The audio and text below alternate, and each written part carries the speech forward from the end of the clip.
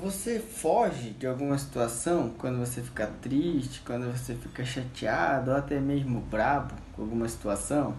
Hoje a nossa lição de terça-feira ela tá nos dando uma alternativa para fugir. Depois da vinheta nós vamos estudar um pouquinho da nossa terça-feira. Fique comigo.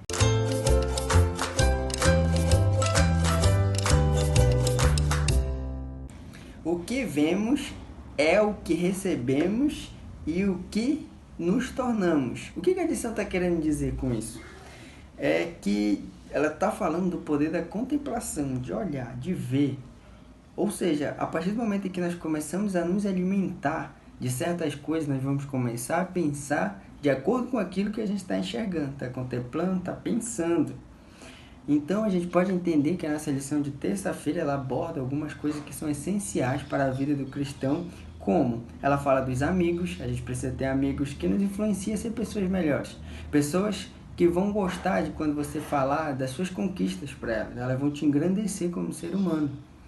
Isso tem um poder muito grande na nossa vida, porque é o poder da influência das outras pessoas. Se você fala, se você tem amigos que te colocam para baixo ou te chamam para lugares desagradáveis e você vai simplesmente por causa da amizade, isso de certa forma faz mal, porque não é algo que te agrada e não é algo que vai fazer bem para você, se não é algo que você quer se alimentar daquilo em que vocês estariam fazendo.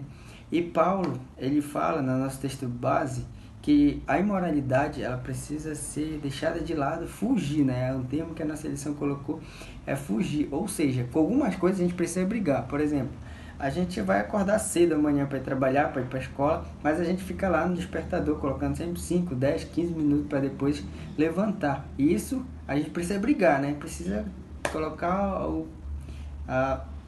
na cabeça que a gente precisa acordar cedo para fazer as coisas, para dar tempo de meditar na palavra de Deus e depois de trabalhar. Mas Paulo, na imoralidade sexual, ele diz que a gente precisa fugir. Ou seja, acontecer um convite. Vamos no aniversário, o seu amigo não é da igreja, as pessoas que estão lá também não são da igreja, as músicas não vão ser da igreja. E você pensa, lançou o convite, você vai pensar, o lugar não é cristão, as pessoas também não, a música não vai ser. Que influência isso vai ter na minha vida? Você não precisa necessariamente dizer não na hora, mas pode ser que vai pensar, pode analisar possibilidades, depois dar uma resposta com mais tranquilidade, né? Assim, para fazer um rodeio maior, né? Para a pessoa não achar que você está sendo ignorante com ela. Então a gente pode ver que a pureza humana, ela precisa da força divina para ser completa. Ou seja, quando você começa a se fazer vulnerável para Deus, contar a sua fraqueza, contar qual é a sua dificuldade, se você tem um pecado acariciado, se você está lutando contra algo já, com certeza Deus ele vai começar a te dar força para cada vez mais você ir vencendo, vencendo, vencendo, até que você começa a perceber que você já está se livrando daquilo justamente com a ajuda de Deus. É contemplando as histórias que ele fala para a gente, através da Bíblia, analisando, meditando, percebendo que ele é o Senhor da nossa vida, a cada dia que a gente vai conseguir ficar firme e se manter longe da imoralidade. Então, que a gente sempre possa estar com a consciência de que a gente precisa se fazer vulnerável para Deus e falar para ele da nossa fraqueza, porque dele vem a força e vem o poder que a gente precisa para existir, né? As coisas aqui no mundo. Então, bons estudos e até logo!